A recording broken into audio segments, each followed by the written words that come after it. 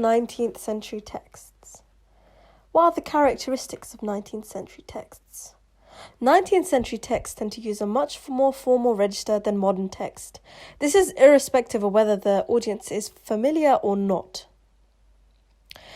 The sentences are also usually quite long in 19th century texts, and the word order tends to be a little bit different from modern text.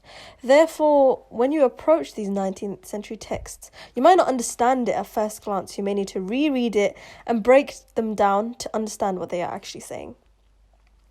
An example of a sentence you might see in a 19th century text is, "The inspector deemed it necessary for us to abandon the scene of the crime after his careful and calculated inspection."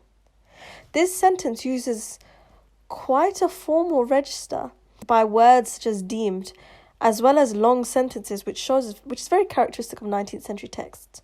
Also, the word order is slightly different from modern text. This can show to us that this text is the 19th century text, and it also can be quite a hard sentence to read. Therefore, you might want to break it down into two. In order to understand 19th century texts, you need to understand 19th century society. One major part of 19th century society was social class. In the 19th century, society was very, very unequal. This is very important. There was a clear divide between the rich upper class in society and the poorer working class. In the 19th century, the Industrial Revolution was going on. This meant there was much, much more opportunities in business and now an ability to buy capital and produce it and make tons of money. Therefore, this middle class became very, very, very wealthy, and they began to make huge amounts of money. As a result, loads of factories opened, loads more was being produced, and the rich were just getting richer and richer, whilst the poorer class was still just working in these factories. Hence, the divide just got bigger.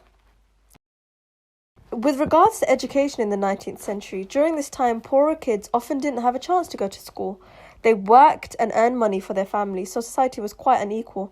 Though towards the end of the 19th society, there was educational reforms that made school compulsory for young children, irrespective of whether you were poor or rich. This made a big difference and meant that more people had access to education.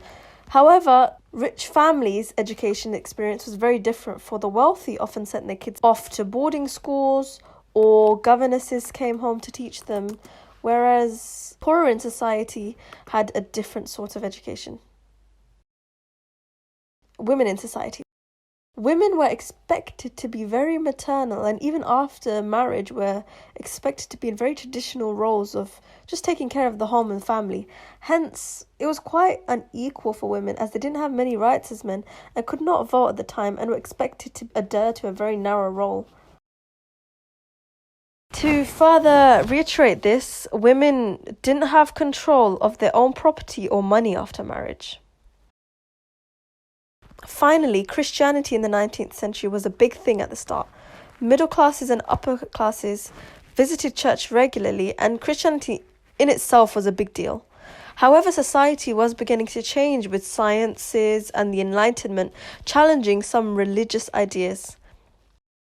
An example of this was Darwin's theory. Darwin's theory challenged the biblical creation theories.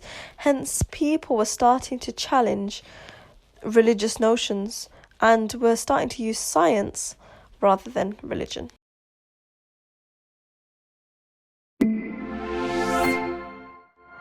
I hope you found this video useful. Support us by liking, subscribing and sharing with your friends. If you have any questions, post it on our forum at examqa.com.